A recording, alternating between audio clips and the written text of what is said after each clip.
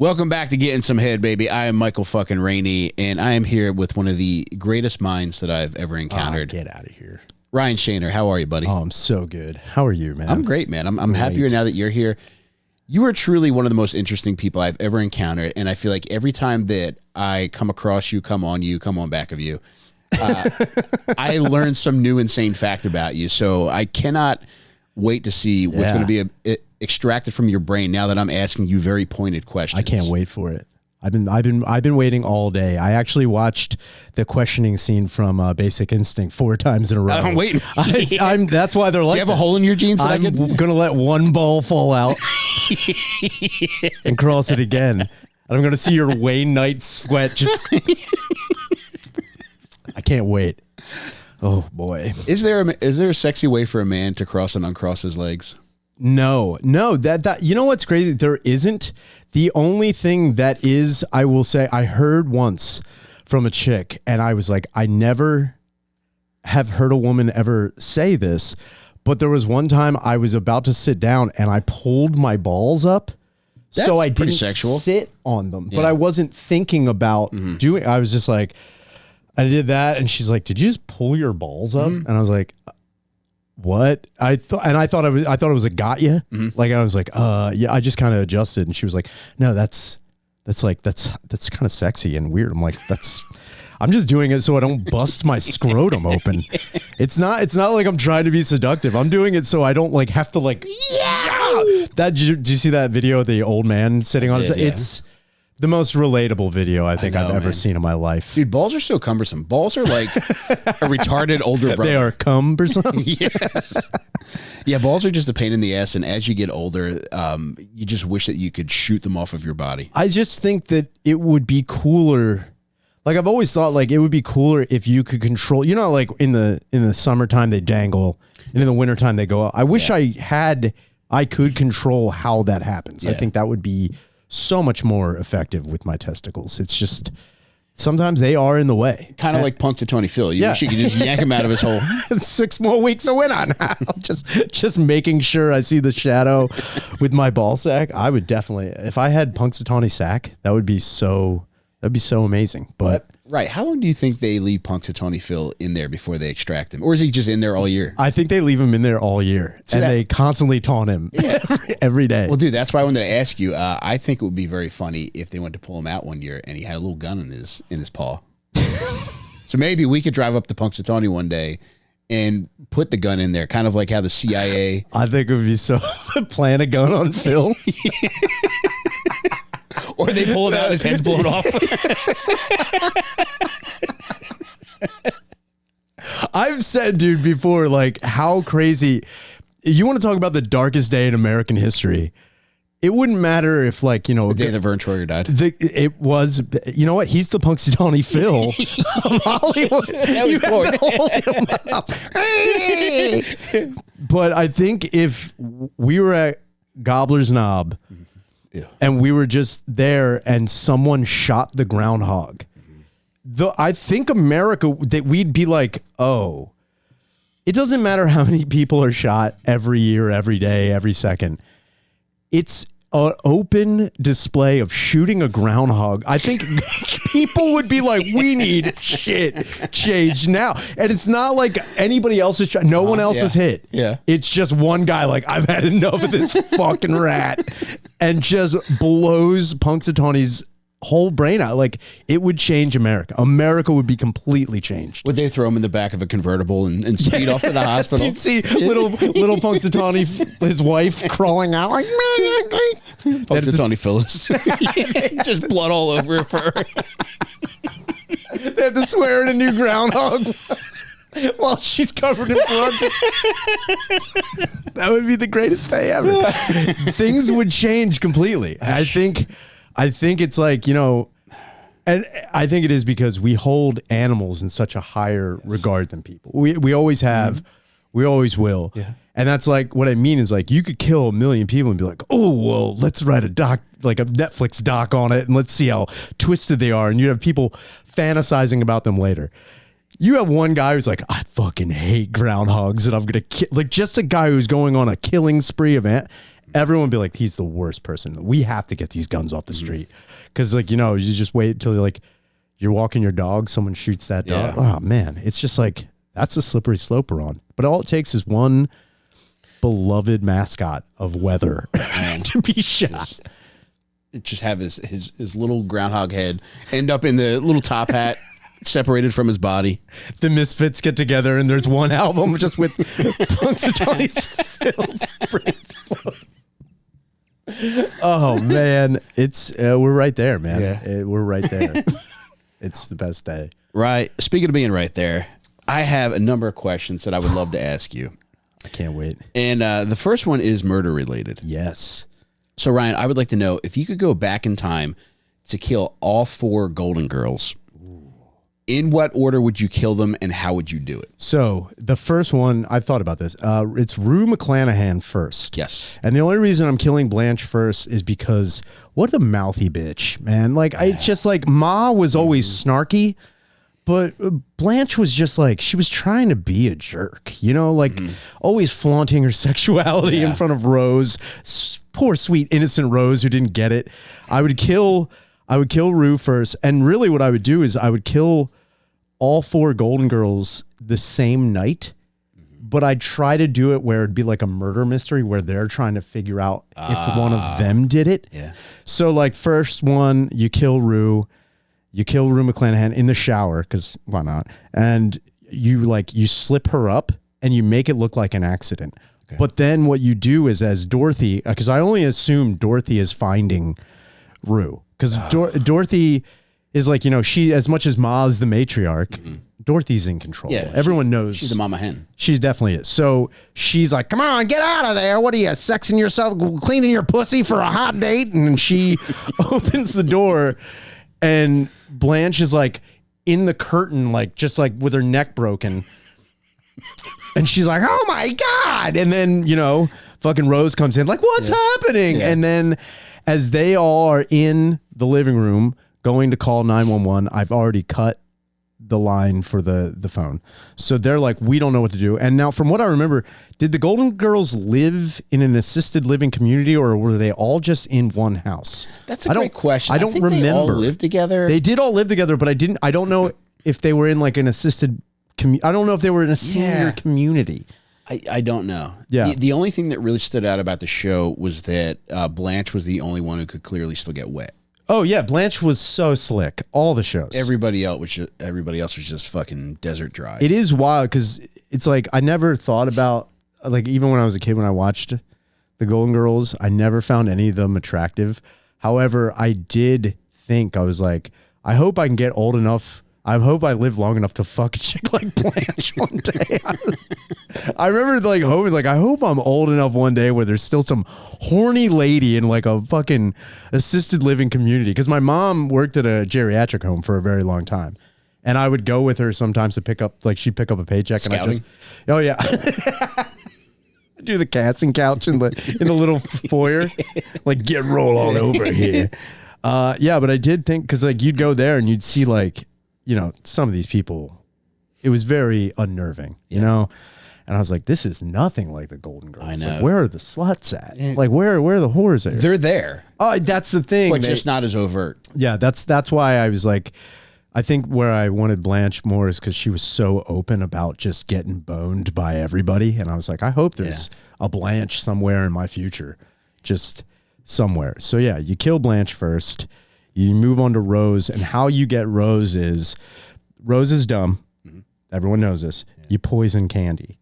You poison. That like, is a dumb bitch's death. Dude, that's how you get Rose. Is you poison Candy. It's just how you leave a cake out or something, and she's gonna eat it. And then what the thing is, I guess I would hope that I would have enough like sense to make the poison potent, but not instant. Right. Like I'd want her to be like, I'm feeling sick. And then Dorothy's like, shut up. We've got a deal. Blanche is dead. And while she's still going off about Blanche, Rose is slowly getting sick. And that's why you move on to Ma, because Ma wants nothing to do with this. Yes. Ma's like, whatever. I'm just going to my room. And you go to her room and you smother Ma. Yeah. But you don't smother her with a pillow. You take old pantyhose and you put them in her mouth as far as you can go. Now, would you consider using Blanche's pantyhose? I was just going to say that. They're icky. Because they're so greasy. And you just push them all the way down. And then by the time Dorothy is like, what's going on? Where's Ma? Rose is slowly dying. Yes. And then she does drop dead in the floor. And she's like, and hopefully she falls like, I always wanted to see a death where someone falls on their knees and then falls through like a glass coffee table, like just busts into a million pieces. Rose is like, and it's glasses sticking out of her face. Completely horrific. Dorothy's like, what is happening? She's like, Ma, and then runs to go, Ma. Ma's got pantyhose just sticking out of her fucking mouth. It looks like Donnie Darko's ears from the rabbit mask. And then as Dorothy is backing out of the room, just so horrified, she turns around and I take one of those high heel shoes, like the little small nubbed high heels, and right in the eye as hard as I can. And just beat her to death with a high heel shoe. And then I leave. And then actually, before I leave, on the door, I, in blood, put, thank you for being a friend. I love it, dude. And then I leave. And that's how I killed the Golden Girls. That's how the show should have ended. Why don't more shows end like that? I don't know. It's like if you write yourself into a corner and you really don't know what to do for the final episode, like let's throw a curveball. Yes. And just have all of them murdered. Like no one would see it. Sure, no one would love it, especially if you're a huge fan of the show. But like, it is closure. It's closed casket. It's over. It's like no bringing it back. I think they should do that more. I don't know why they don't, man. Yeah, I think that needs to be the standard. Like whenever a show gets to the point of jumping the shark where they're saying, okay, maybe we go to Hawaii. Yeah. They're just like, all right, now we have to start plans for how we're going to end it. How can we end it? Yeah, I don't know why they don't do that. Another show that I think would have had a pretty elaborate murder scene and really benefited from it is Full House. Oh, see, the thing with Full House is, I think we all saw that coming.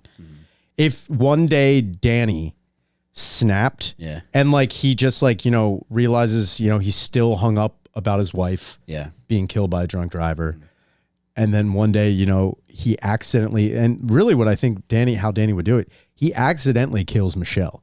I don't think he plans on doing it. Like Michelle does something stupid and then he like shakes her or like hits her too hard. She falls down the stairs. And then he's like freaking out. Yeah. So then he drives the car, his beautiful car, the Bullet, I think was the name of it. Drives that and then like leaves for a few days. And then DJ and Stephanie, Joey, Jesse, they all come home like, where's Danny? Like where they don't know. And Danny comes back and he's like, oh, I was doing this for Wake Up San Francisco. We had to go here. And they're like, oh, I guess that makes sense. And like, you see Michelle? It's like, no, I left Michelle here. Like he could slowly start like losing his mind. And then it's just a murder. Filming Go to Sleep San Francisco. Yeah. Oh yeah. God, it would be amazing. I don't know why. Another show would have been great with a whole murdered cast at the end of it. Doug. Nickelodeon's Doug would have been a wild. Like you find out the journal that Doug Funny's been writing in is actually just a manifesto of how he can't have patty mayonnaise and he's just gonna fucking lose it on everything. That would be, I don't know why.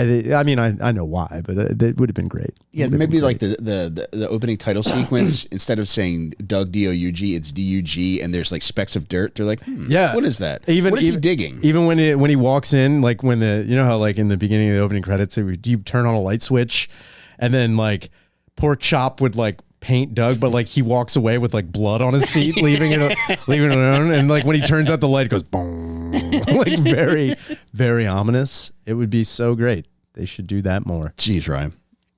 Right. Do you think Casey Anthony will ever find love? I mean, if she responds to my letters, yes. Casey Anthony will definitely find love. You know what? It's kind of like, when I say I don't really understand, I understand. But if Casey Anthony hadn't murdered her daughter, allegedly, I think if she had been involved with like killing like a husband or something, she would have already had her own reality. No doubt. Without a doubt. She's she's amazing looking. And she also like, she's good on camera. She can speak well. Yeah. So it's like, if she had murdered like a dude or even a lady around her age and like got acquitted and there was like this, she could have easily played that off into something else. Yeah. I think like now it's like, what kind of show could she even have? Like, you can't have Casey Anthony, like what it is, like go to bed or else. Like it's just, it's just a fist.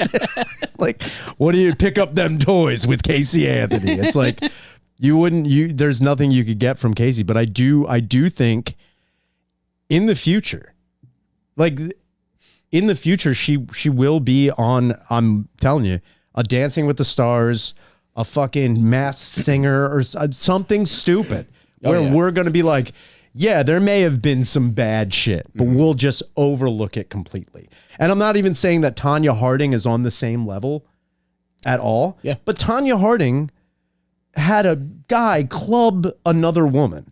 Yes. And ruin an Olympic chance. She did that. What did it take? I mean, don't get me wrong, it took a little bit, but she was celebrity boxing. She was on some Dancing other with the Stars. Dancing with the Stars. Exactly, dude. It's like we see these people, even if they've done terrible things. It's like if we were in another time frame, in another place, another time, Hitler could have been on Ace of Cakes. I swear to God. Yes. It just would have been like, what are you doing? He's like, maybe I did some things, but try this. It's like, it is a crazy thing. And I think with her notoriety, does she have an Instagram? She had a TikTok, but I think she might have shut it down after the response she got after the last video. It's too soon. Babe. Keep going though. No, you have to keep going, but you gotta do something that everybody see. Let's put it this way. If I was Casey Anthony, damn, if I was Casey Anthony. That sounds like a beautiful song. If I was Casey, John Mayer sings it. If I was Casey Anthony. Yeah. Mothers, be good to your daughters.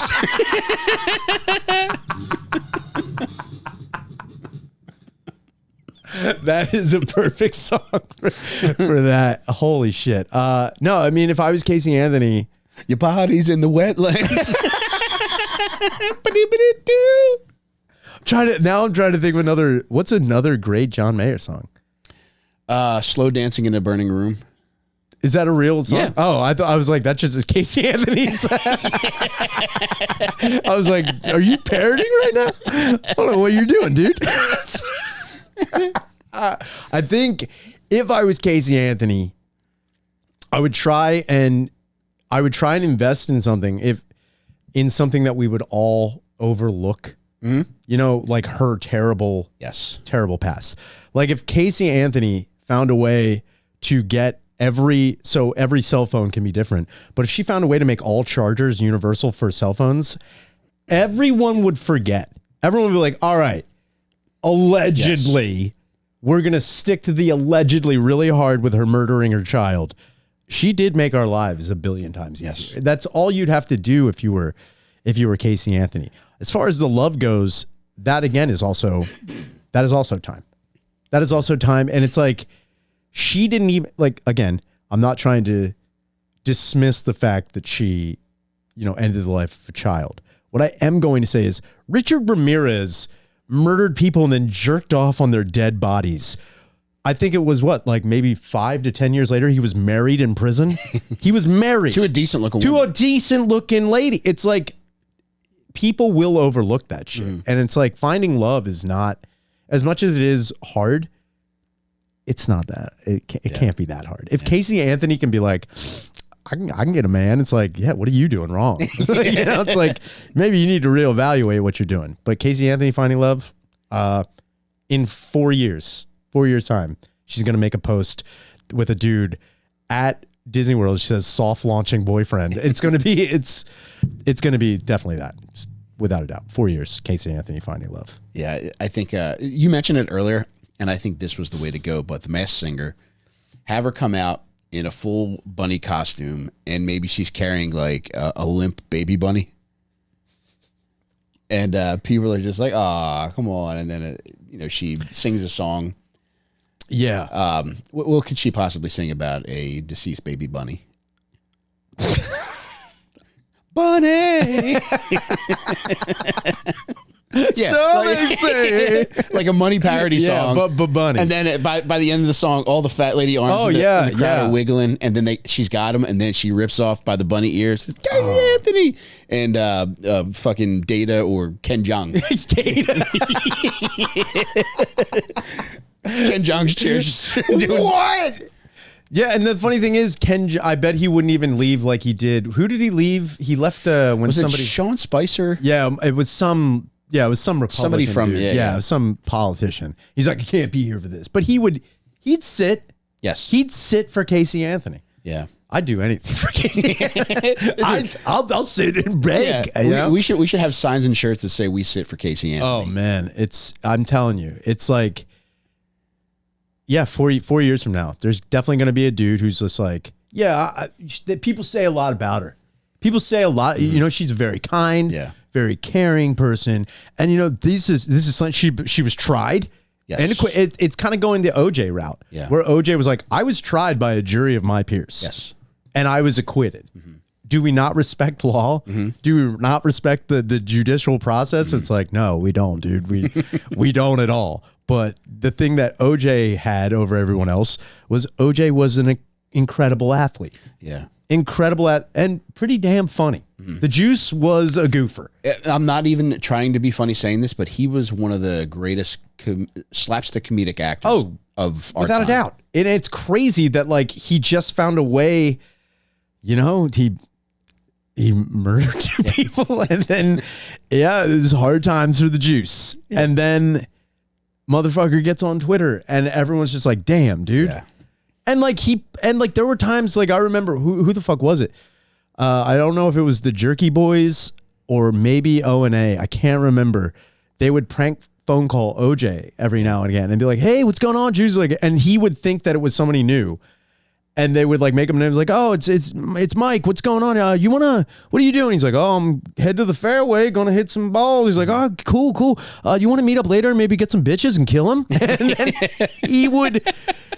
he would just chuckle. He would just be like, come on, guys. It's like, damn, dude, just letting that water off of your back. It's like, that's what he has. And Casey Anthony just has that fucking butt, dude. Yeah. She's a pretty lady with a huge dumper. And everyone's just, we are so ass blind as a country, man. That's the real problem. Not baby killers, ass blindness. It's ass blindness. And it's affecting so many people. I need Braille on a butt, dude. I need to read, dude. Yeah, I'm telling you, 4 years, she's going to find love. Right. What is the wealthiest that you've ever felt? The wealthiest I've ever felt. Like, what was it that made you feel wealthy, or when was it that you felt the wealthiest? Man, I remember I think the richest, I was like, man, I have so much money. It was during the pandemic. Yeah. That was the richest I ever was.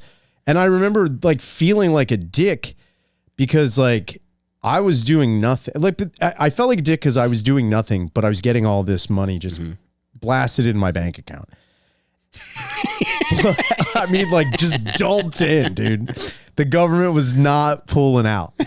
And I remember just like every week, like I'd fill out the unemployment thing and then I'd just get unemployment and be like, man, I have more money in my bank account than I'd ever had in my life. And I remember at one point in time, I had this like feeling of like, man, I feel like kind of a chump because like at one point in time, I had like $25,000. Like, and that was over like 2 years of just getting unemployment and not really doing anything because there wasn't fucking anything to do. But I remember being like, man, I have this much money. Like my dad and my mom probably had to work so long and so hard, even with like 4 kids, to try to even kind of get there in like a good year or even. I was like, man, what a dick. But then I was like, yeah, no one's working. It's all made up. Like there's no reason to ever have that feeling. It was crazy. And I did feel guilty, but I did feel wealthy. And the first time I ever felt like rich was when I bought that Firebird. When I bought that car, I paid cash for it. And it was $4,500. And the guy drove me in the Firebird to a TD Bank to go get the money. Whoa. And I walked in, and it was the first time I've ever withdrawn that amount of money in cash that I thought I wasn't allowed to do it. Like I filled out the form and I'm like, I felt like I was robbing the bank. I was like, what am I doing? Like I almost put it in the bag. Out of habit, you just got a gun pointed at the it's teller. like, you need to, I just want my money. I filled it out and gave it to her and she's like, big bills? And I was like, yes. No, Ryan Shaner. They call me Big Bills. I got the money and I felt like such a dickhead. I'm walking out of the bank Holding it like this, dude. They put it in an envelope and I took it out and I was like just walking out. And I remember I got in the car and he's like, oh yeah, so you got it? I'm like, yeah. I was like, can I just, and I jokingly said, but I was being serious, like, can I just hold this for a second? He's like, yeah, I know what that's like.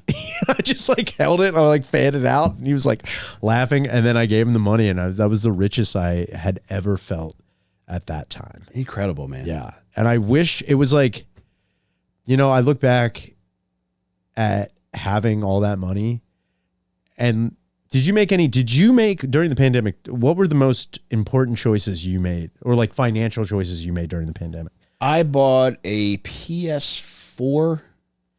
That it was like there was one day where I was just like, I have $600 I can afford to blow right now. Straight so up. we went to Target and I bought a PS4. I got whatever MLB game was out at the time. And then there was one day where I got some pandemic money and it was just like, I didn't expect it. It was like, all right, I applied for it and it was just didn't come. Then one Saturday morning I woke up and I was getting like text after text after text, but they were like deposit texts. And I looked at the account and I was like, oh my God.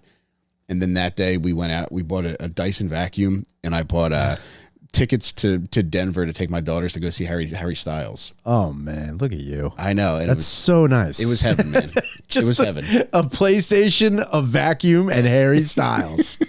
Pandemic one, dude.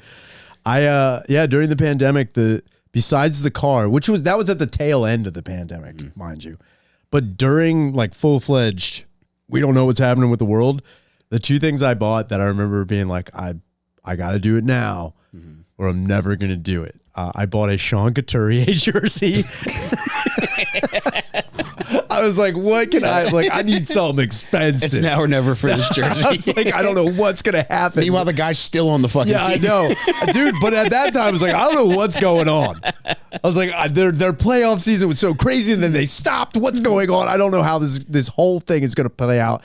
And I bought a Mossberg 500 pump action shotgun.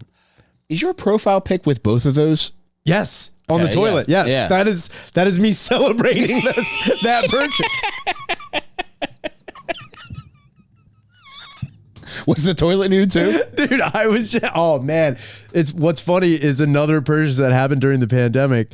So the girl I was dating at the time, she broke my toilet seat. How big was this girl? Not big. That was what was so crazy about it. She came out of the bathroom, she's like, I think I cracked your toilet seat. And I was like, God. I was like, what? And I was looking at her butt. I'm like, you ain't got it, Casey Anthony. You don't. Like, what are you doing? And I went in and it was broken. And this is back at the time where you couldn't like leave to go. Like stores weren't open. And like we were breaking curfew by seeing one another. It was like all this crap. So like I remember going on Amazon and like ordering a toilet seat.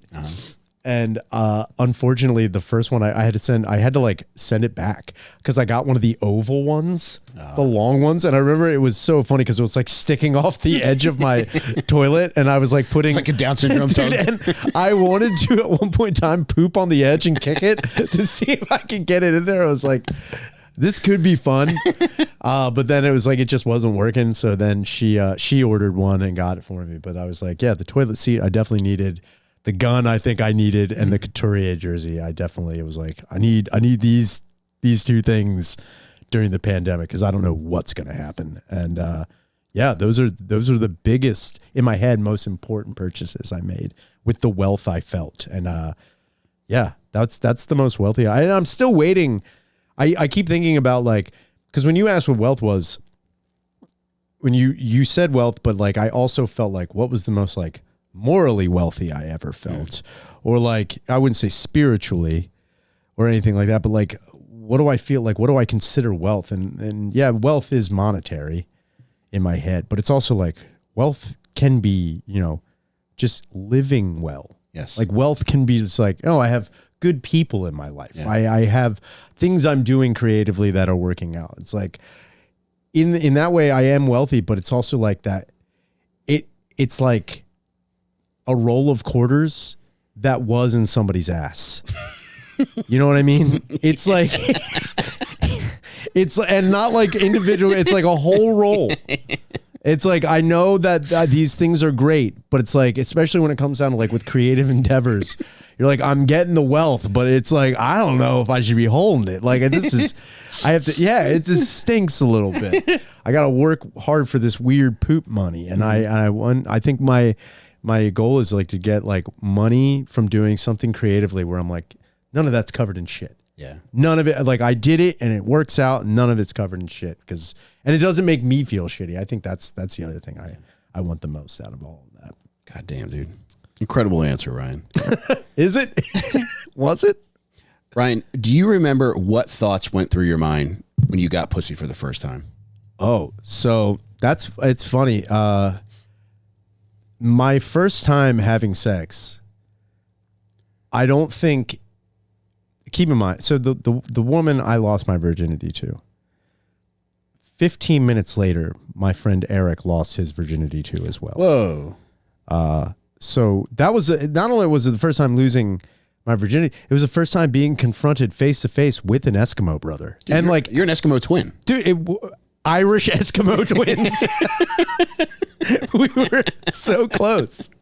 Yeah, that was the first time having sex with someone. You're just like, I remember being like wildly excited, but also like in my head of like, I've got to bring my A game. Like, and my head was like, because I was at my buddy's house, and it wasn't like my friends weren't upstairs. Yeah. You know, my whole head was like, if I suck at this, this chick's gonna say something. Like, there's no way she's not gonna say something. My boys are up there, and I remember I was just like, I gotta fucking go nuts, dude. And I remember the first thing I did was put on your Couturier jersey and get your shotgun. The first thing I did is I like pinned her one leg back, thinking like that was like, this is what, you know, a 16-year-old would want. And I'm like, and I'm 15 at the time. I'm like, this is how you fuck. I'm like, this is definitely how you do it. And I remember she was like, what are you doing? I'm like, what? And I tried as best I could. And I remember thinking like, this is the coolest day of my life. And I remember also thinking like, that is the hairiest vagina I've ever seen. Whoa. Dude, it was jarring. Because in your head, if all you've watched is porn, you see a variation of like the way vagina is. This was top, bottom, sides. This was an entire continent of pubic hair that I also was like, this isn't real. Like, this is so much. Because my brain was like, I'm going to go down. And I remember being like, what the fuck is happening? Like, I wasn't prepared for this. Like, nobody could have prepared me for this. It felt like the dudes who were sent to Vietnam at a young age. Like, we were just boys. We had no idea what we were looking at. And I remember... I came up, I looked like Sergeant Barnes. I just had a scar on my face. Like, y'all know about fucking... We fucked, and I remember thinking like, yes, this is sick. And then, now keep in mind, earlier that night, we were all drinking and partying, and this girl like said she wanted to bang me, but she also was like, I want to bang your friend too. And I remember thinking like, is the first, like, dude, the thing that shot, I was like, is the first time I have sex going to be two dudes banging a chick at once? Like, that ran through. I was like, I don't know if that's like, because part of me was like, this might be a trajectory. Like, my life, like, threesomes come and go. They can happen. But if it's your first time Eiffel towering a chick and your friends pull out sofa in the basement while Super Troopers is playing, I don't know if your brain can handle that. And I I remember, like, I think I did say, like, at the same time. She's like, no, it's going to be you and then him, or him and then you. And I was like, I remember then I was like, it's got to be me first. And then, yeah, I banged. I went upstairs and I remember drinking a beer, feeling like I was the most superior person in the house. And I was trying to be respectful. Like, I was like, I wasn't just going up like, yo, guess you just got pussy. I was like walking up like, yep, that's how you do it. Yep. Feeling pretty good about myself, but like quiet, cool. Like, yeah, that's just, I do this every day. I was like, that's just how you do it, son. And then my buddy Eric comes running upstairs like, yeah, I just fucked. Like, he was so different about all of it. I remember just laughing, and then my whole guard came down and we just high-fived for like an hour in the kitchen. Just, you're air Eiffel Towering at this point. Dude, I think that's like a lot of people would be, I guess, skeeved out if you found out the woman you just lost your virginity to, your boy also just lost his virginity to. And she came upstairs and was like laughing about it. And we were just like, I remember just like, we joked so much about that, how that was our first time. And like, even to this day, every now and again, like I'll see him on Facebook and he's got a beautiful family, and like he's also born again. He's found God. Okay. And every now and again I'll see him and like I'll just message him like, yo, what's been going on, dude? He's like, oh, nothing, man. Things have been good. I'm like, yeah, dude, it's crazy. We fucked the same chick in the same night. And I'm like, oh man, shut up. Yeah, we did though. It, like, he totally just goes along with it. It is pretty fucking funny. Did you consider getting river baptized like 15 minutes after he did? River baptized? Yeah, I think the thing is when he found God, that's another thing that I'll never shit on anybody for finding religion, but I do think it is crazy when like I see the dudes who did, and like I used to be a pretty huge piece of shit, like a big dumb scumbag who did whatever and was partying really hard. And it's like, I remember Eric one time tried to have a threesome with me again after smoking the most amount of crack I'd ever seen a man smoke. And I remember thinking, like, when he's like, yo, I found God. I'm like, yo, what? How do you get there? Like, I'm like, in a way, I'm like jealous because like he does seem to be doing very well. He seems to be living his life and he has got a beautiful wife and beautiful kids. But like part of me is like, did I need to smoke crack to find all that? Sometimes you do. You know, it's like, did I need to really start doing wild ass drugs to just find, like, you know, where God just shows up? Like, yo, take that crack pipe. Yeah. Then he just takes it away from your mouth and just crumples it up in front of you. Like, where was this? He hits it real quick first. Yeah, he crushes like, it. What are you doing? Just throws it over his shoulders. Like, not good for you, dude. Do you know how like Mexican ladies see Jesus's face in like mashed potatoes? Yeah. Do you think there's any chance that Eric saw Jesus's face in that girl's hairy snatch? I think there wasn't nothing you couldn't see in that. It was like a fucking dude. It was like a magic eye. If you it's an MC Escher. If you squint, yeah, it was definitely stairs going everywhere. It was wild. Where does my dick go in? Yeah, I put it in her pussy and it comes out of her ear. I was like, this is crazy. Yeah, I do wonder, like, you know, it's like he's got, and it's like not just him, it's like a couple of my buddies are like, you know, they found religion, and I not that I want it, I just wish I could have that thing where you're like struck by lightning, where you need to do something so, I wouldn't even say drastic, but just like such an abrupt change where like, you know what, I'm done with crack and threesomes. I found God. It's like, what had to have happened? I really do wonder about that. I really do. I think you would, if you ever found Christ, I think you would be leading your own church. I don't think you could just be, you know, a member. I couldn't just be a sheep. No, dude. I got to do it. You'd have the rod and the staff. Yeah, I think if I was going to do it, yeah, I think I'd have to. The thing is, though, when you become a man of the cloth, you have to take, you have to wipe cum with that cloth. Like, there's so many people, once you become in control of something, I really don't disbelieve, especially with the church. Once you reach a certain level of like power in the church, they're going to be like, yo, you can't just be good. Mm-hmm. We're all pretty shitty. Like, you've reached the top. Welcome to the dirt show, dude.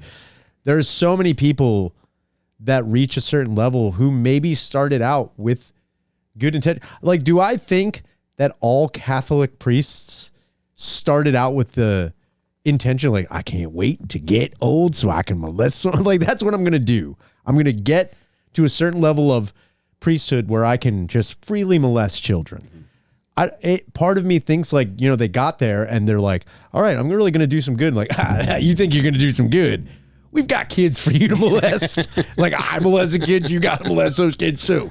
And then just runs away with itself. And it's like, then they become so crazy corrupted with it. And it's just like, I think that's my biggest fear of being in control of anything like that. When people are they believe in you so much that where you get this complex, like, I can do anything. Yeah, I can just do anything. And it's like, you could do anything, but you can still do anything good.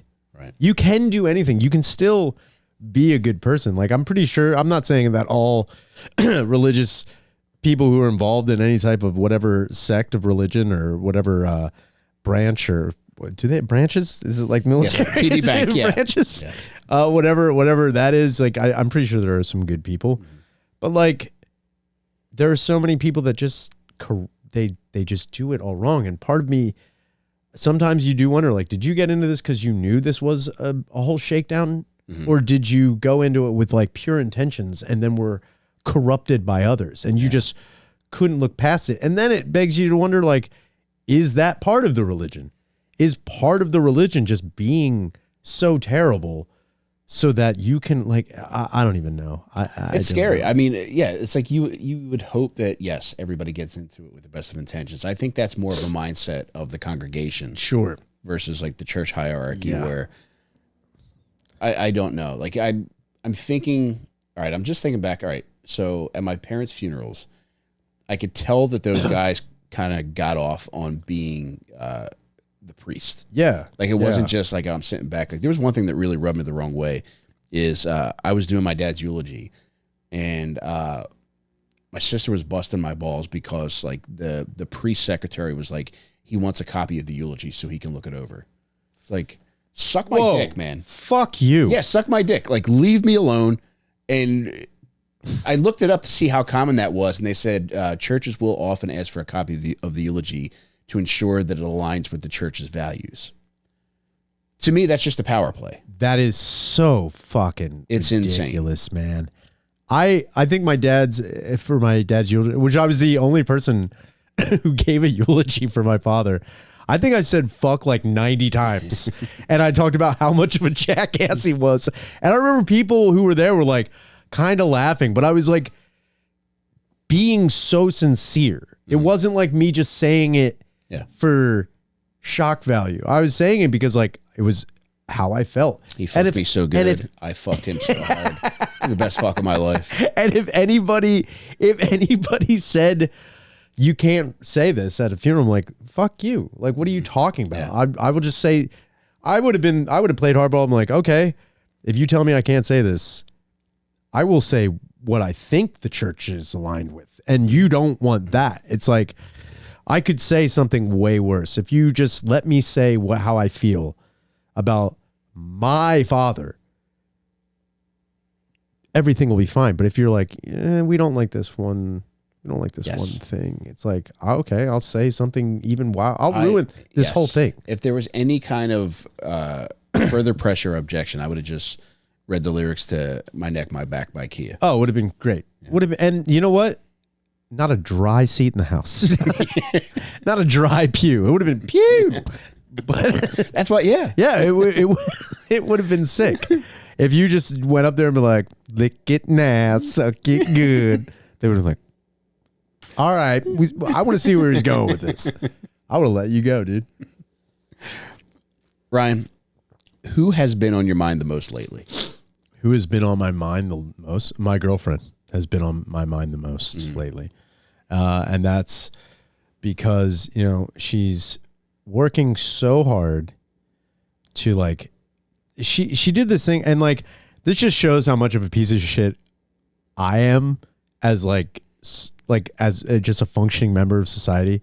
She lost her job, got railroaded by her previous job, and has been looking like she was on unemployment for a little bit and had been looking for a different job. She applied to like 18 jobs, which in my head, when she was like, yeah, I'm going to apply here, and I'm like, why are you applying to so many jobs? And then she got all of those jobs. Whoa. She's very qualified to do whatever she's trying to do and really goes out of her way to make a good impression and really do all the work. So for almost a month, she was having a panic attack about having to turn other jobs down after she got all these other, and she would go to like training meetings and stuff like this. And then she'd also be applying for another job. And in my head, I'm like, if I ever got to the training meeting, I'm like, that's my job. Like, I don't need, this is where I work now. And it's like, she had to like she just got a job at working for this company. And then this other one was like hounding her to come work for them and like throwing different offers at her. And it like got to a point where they were like calling her wild hours of the day, like trying to get her there. And she's like, I don't know how to let these people down. I'm like, just fucking tell them to fuck off. Like, what are you talking about? You have a job now. You don't need to do anything else with involving these people. And it's just like, she puts so much pressure on herself because for the longest time, her job was like how she felt like purposeful. Yeah, I get it. And like an identity and like how she like figured people saw her and valued her. And it's like, it wasn't just the job. It was like, you know, how her life was before she met me and things like that with her relationships. And like, I'm not saying I changed her life. What I am saying is when she started dating me, at no point in time, I was like, how much money are you making, bitch? I was never like, I was never like, you should be at work right now. I was never like that. I was pumped that she had a really good job. And I was impressed with how well she did. Anything she says she's going to do, she does it. Yeah. To the T and does it right. And the first time. And it's like those things, like when she's not having a good time managing, you know, like I know people that couldn't get a job even if they showed up to 100 places every day, but yet she like spits into a bucket and it's just like jobs start growing out of this mucus. And it's like, I'm so impressed with it, but like I then start to feel shitty because right now I don't have a job. And like, I'm just doing a podcast and I'm selling artwork and trying to make my creative endeavors pay me. And they are, but like nowhere near as much as like working a regular job would be. And if I needed to get a job, I would and could, but it would all be really shitty jobs. That's where she is looking at it like, I don't want this job to control my life. I want to be able to do this and that. As where I know when I get a job, it's like you show up and you slowly think about how much money it would take to kill yourself there. Like you plan the most elaborate suicide you can at the job. It's like, well, if they pay me like next week, I can get a small bomb and put it in my mouth. So then the next person who asks me like if there were open and I say ID, when I say D, it blows up and takes them out. Like that's what I do at my job. As where her, she like tries to figure out like, you know, a good work to life balance. As where when I get a job, it just becomes the gaping maw in the back of my brain that I can't stop thinking about, and it ruins my life. And that's where like I think the reason I'm thinking about it so much is because now, you know, she's got to work a little bit differently and like do this whole thing. And she's like, I really don't want this job to control my life. And I don't want that for her so much. I just don't want more stress. And then, you know, she gets his job and then she has to take like almost a week off, like the first weekend of working. She has to take a week off because our goddamn fucking cat had to have surgery to have a rubber pig removed from its intestine. $10,000, Mike. And it's like, she's like, yeah, I think things are working out. And she's like, something's wrong with the cat. Now, again, not to be He's dismissed. oinking. she's farting and a little tail's coming out of her butthole. I wasn't trying to be dismissive because, you know, she loves her cats. You know, they're her babies. But like when I had Sex Machine, the only time I knew something was very wrong with Sex Machine is when it was like not too late, but like if he was acting weird, I'd be like, what's wrong with you? And then he'd eat and then he'd be fine. I'm like, they're cats. Mm-hmm. They're fine. But she had this sixth sense about her. And of course we take her to the vet and they're like, yeah, there's a huge obstruction in her. There's a huge pig in this guy. Yeah, I'm sorry, what? Siri! We can't get it out of there. And then we find out that she had eaten part of a rubber pig. They were my rubber pigs. Did you get it back? Yeah, we do have it. We do have it. And I remember just being like so pissed off because that was just like another level of stress that she had to deal with. And it's not that it's alleviating her stress is like, it's not, you know, it's not my responsibility to alleviate all of it. She's a very capable person. But in my head, I'm like, I want to be able to just, if I could take it and then deal with it in the way I do by just being completely callous about everything. I was like, she has such a big heart and cares a lot. And I wish I could just, you know, she's from fucking Michigan. And I know it's crazy when people talk about like, you know, how people on the East Coast are a little bit shorter with everybody. And, you know, we're good people, but like we know how to say goodbye and we'll just go and do you know how long it takes to say goodbye from, say that's the front door and we're here. Do you know how long it takes to get to that door in Michigan? How long? 45 minutes. And I'm not joking. I remember we were saying goodbye to one of her friends. We were in the foyer for almost an hour and a half saying goodbye. And I remember thinking how funny it would be to write a movie about just saying goodbye in Michigan to try to get out the door. And I remember they kept being like, oh, you're from the East Coast. This is how we say it. I'm like, I've never seen it take so long. And she loves so hard. And it's like when things aren't going her way, she doesn't get discouraged, but she does get like bummed. And I just wish I knew a way to like alleviate all of that. And I think about her the most and just trying very hard to make everything I'm doing not seem like just some weird pipe dream of nothing. I think that's no, it's not. And it's, you know what I mean? There's no way to perceive it as that because of how capable you are. Sure. Yeah. But it's like, how do I put it? I think for like the longest time, like, you know, I'm 40 now and it took me a long time to really like grasp like what I can do and what I can't do. And I think one thing that, you know, you really do realize about yourself is like, I'm more raw materials than I am a finished product. I'm very good at coming up with ideas. I'm very good at getting some things down on paper. I'm very good at like spewing a thing, but I'm not good at polishing that turd. I can give you a million things, but they're like, oh, you got to take it to step B now. I'll be like, isn't step A good enough? Like I hate that. Like I'm constantly in like a jerry rig of my life. It works, but does it work the right way? I have no idea. And then when you have someone coming into that who you care about, who is like, how did this work this long? This is glue and duct tape.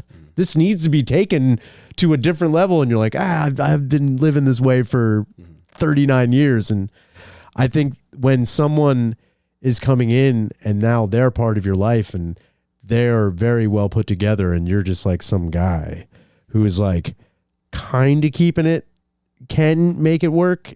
I think you just kind of feel more pressure to not be better for yourself. You want to be better for somebody. So you are just like, hey, look, I'm not just an idiot. I'm not as dumb as I look. And that is, I do think about her in that regard as well. That's the person I think the most about. That's the person I think the most about. Well, I mean, just now, I don't want you to ever like sell yourself short. And I wish that you could view yourself the way that I view you. I mean, look, Mike, my dick can only get that veiny. I I don't know. You're so, it can get so much veinier, man. I wish it could be the veiniest, dude. I wish it looked like Rue McClanahan's legs.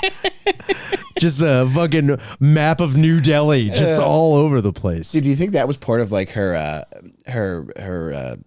foreplay? Is she like rolls her diabetic socks down? Oh, and the veins are just throbbing. Yeah. I think that's how showing how horny she is. That's how you have to like do it like a toothpaste. You have to pull. Yeah. She's like, oh, something's going on. You have to pull the blood up to that's how you make her squirt. With every heartbeat. It's like in a movie where someone gets stabbed in the neck and it's flying out. Holy shit. We got to find somebody who's made an old lady squirt, man, and find out, exactly how the sausage is made. Yeah, I think we don't. I mean, as much as I want to go down that road, I guarantee it's going to be a guy's like, it's not as fun as you think. Like, he's just like, he's missing an eye. It's like, it wasn't. It started, then I made the mistake of putting my thumb over it and more pressure came at me. Fucked me up. I think, I'm not saying, wait, I that is a good question. Like, when does squirting stop? Does squirting stop? When does it stop? You know? Wow. What's the age limit on squirting? It's an ancient Japanese proverb. Yeah.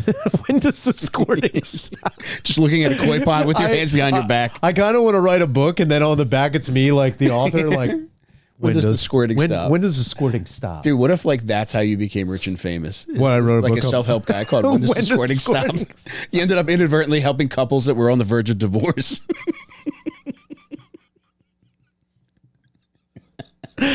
And then I released a song called Everybody Squirts Sometimes.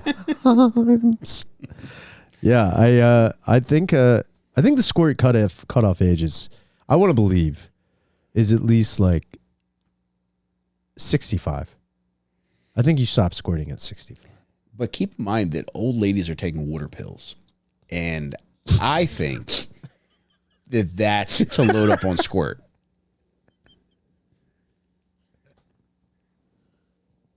I love how sincere you said that. Keep in mind, they're taking water pills. I was like, shit. I never thought of that. Yeah, we gotta contact an old slut to find out, I mean, there's gotta be, there's gotta, like, I mean, there's gilf porn. Mm-hmm. But I think they're grandfathering in way too many. I think I'm just judging by the gilf subreddits. I think the gilf subreddit is a good indication of the migrant crisis right now. Like, they're flooding in, and it's like, whoa, who's really supposed to be in here, and who's just sneaking in? Because there's very few actual gilfs in there. Yeah. Look, I want you to squirt legally here. If you came here squirting, that's fine, but it's got to be done the right way. Fill out the paperwork, then you can squirt. Yeah, we need to establish a squirt-based ice. It's just called Slick. You work for ice, it's Slick. Oh, man. Yeah. I think the cutoff age, I want to believe the cutoff age is 65. I think that's what it is. Yeah, if there's any old sluts watching this that could give us a more nuanced perspective. Yeah, when we say old, I mean, like, you got to be interested. Not just like an older, I mean like 65. If you are in your 60s and you happen to come across this, I want you to come across this and tell us what it's like if you still squirt. Because, like, I know people who squirt hard. And part of me wonders, like, are you going to be squirting into is it going to be your squirties and your 40s and your 50s? I wonder. It's tough because, you think of it in the terms of like windshield washer fluid. You get so used to hitting that button and you're squirting onto the car next to you. And then one day you squirt and there's nothing in there. You go to squirt and it's just like,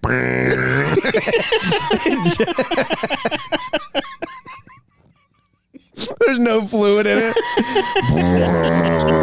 Like, what was that? I was like, I was going to squirt. There's no more fluid in there. Holy shit. Right. Do you have time to stick around for Patreon? I sure do. All right, baby. Before I send us over to Patreon, one, is there anything you want to ask me? If not, we'll move on. Okay. I want to ask you, What would you describe the perfect day at Six Flags Great Adventure? I know you're a Disney guy. Yes. Perfect day at Six Flags. 2-word answer, whites only.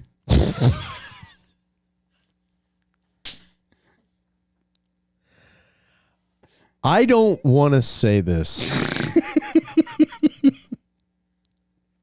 That is the correct answer. Sorry, everybody, but that is, man, I don't think there's a better day.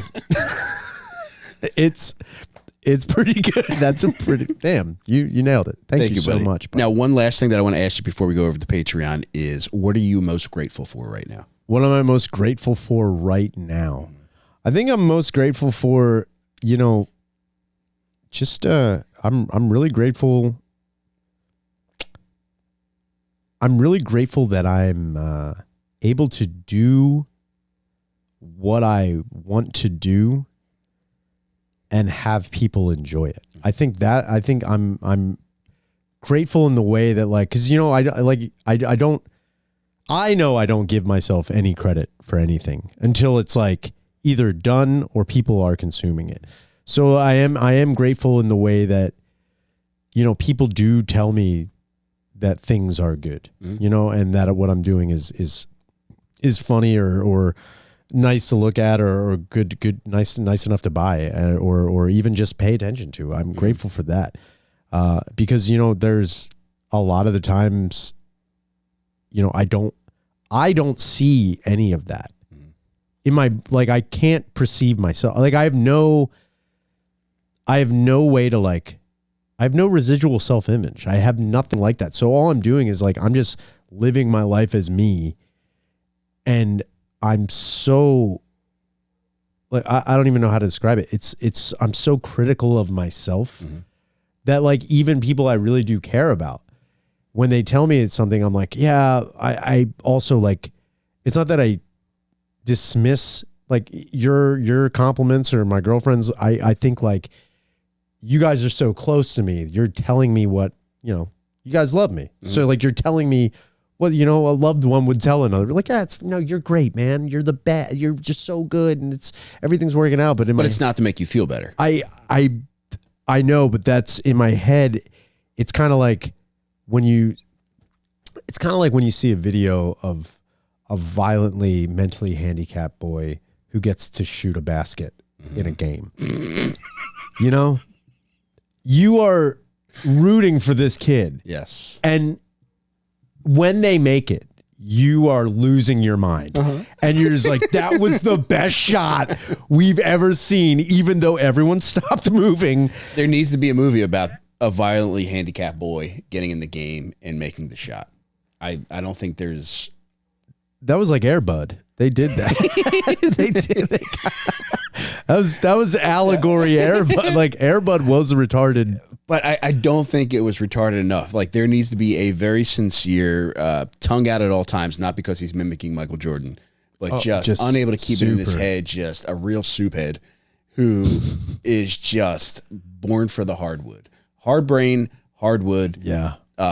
Just a tearjerker, maybe Coach Tarder. I'm spitballing here. No. You know what was crazy? It sounded like you were spitballing, but the way you said at the end is like, you had this so long. You were like, finally, I can release Coach Tarder.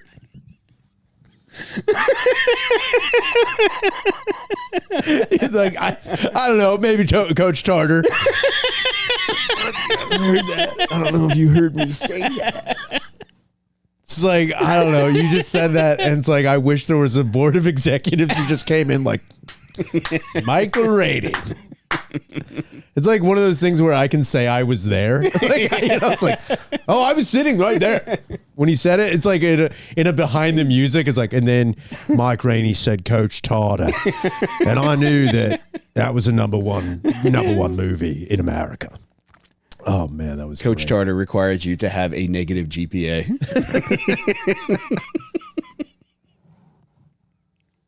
Holy shit. Right. Thank you. There's nobody like you, and I'm so glad you're sticking around for another round on the Patreon. Yeah. What do you want to promote? Oh, you can check me out on the End podcast and make sure you call the hotline 833-443-5300.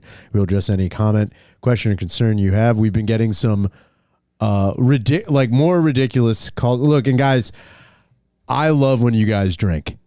I love when you guys call drunk. Some of your messages we can't understand. So just try if you do get hammered, try and speak. Like maybe call when you're like 6 beers in, not 16. That's all I can say. If you're going to call in drunk, do it. Do whatever you want. But if you get to a point where you are not saying anything, we can't play the message. That's really all it is. There's some of you guys, and I do appreciate when you call. But if you're just like, oh, so... oh man, you're good. I don't know. No, I don't know. Down. And that's why 6 million. Whatever. Don't do that. Don't do that. And then the other thing I'm working on, I'm trying to get it done by mid-April. I wrote a book, and I'm going to try and get that out. And hopefully people will enjoy it. It's called Solomon. It is a straight up fiction book. And it is, it's the first book I've ever written. First time I cannot wait to read this fucking thing. This is another thing too, where it comes down to like, my girlfriend has read it. There's like, been a couple people I've sent it to who I was like, hey, some of these people, like they do editing work and stuff like that. So like when I sent it to them, my girlfriend was like, this is really good. Like she's like, and she's, again, I wouldn't say she's an editor, but she also was like telling me that it was very good, but like, you kind of don't believe her. It's like, cause I eat your butt, it's like you're too close to the vest here. Mm-hmm. But then it's like some other people tell me like, yeah, I don't think I've ever read a story like this. And it's like, that's great. But I also like, my biggest fear is like putting it out. And then people, like, I guess it's more like when the people tell me that it's good, I'll put it out. And then people are like, this sucks. I'm like, yeah, people think you're retarded too now. It'd be different if it was just me. And like, they're like, you're dumb. But like now you're saying my girlfriend's dumb and my family's dumb. It's like, that's what I don't want. But yeah, I'm going to try and get that out by mid-April. And hopefully everything will be good with that. So those are the two things I'm really cooking right now. Dude, I cannot wait to read it, man. Thank you, buddy. Nobody like you. Oh, you're the best. Get out of here. We're about to head over to the Patreon. If you like the show and you want to watch part 2 of Ryan Shaner, one of the most remarkable people I've ever met, go to patreon.com/gettinsomehead. That's GETINSOMEHEAD. On top of that, you can check out my other podcast, Dad Meat and Little Stinkers. Dad Meat I do with my buddy, the funniest dude on the planet, Tim Butterly. Little Stinkers I do with my 2 weirdo creep friends, Jake Matera and John Del Calo. It's a true crime podcast, but I promise you it's not fat girl true crime. It's fun. And on top of that, too, if you want to buy any of my books, you can go to onperks.com. I just put out something new. My buddy Cooper O'Hearn and I are working on an On Perks coloring book. It's loaded with a bunch of illustrations based on a bunch of the most zonked out perk posts from my book On Perks. I think you're going to love it. It's a great gift to either treat yourself to, so you can sit around coloring in something while you're hammered, or if you want to give it to a degenerate that you know and love, it's the perfect gift for that. If you pre-order it now, you're also going to get an invitation to my Rain Train barbecue before I head to Austin, Texas this summer. That's happening on June 22nd. So pre-order the On Perks coloring book now at onperks.com. And aside from that, we'll see you over at patreon.com/gettinsomehead with more Ryan Shaner. See you over there, guys. Later.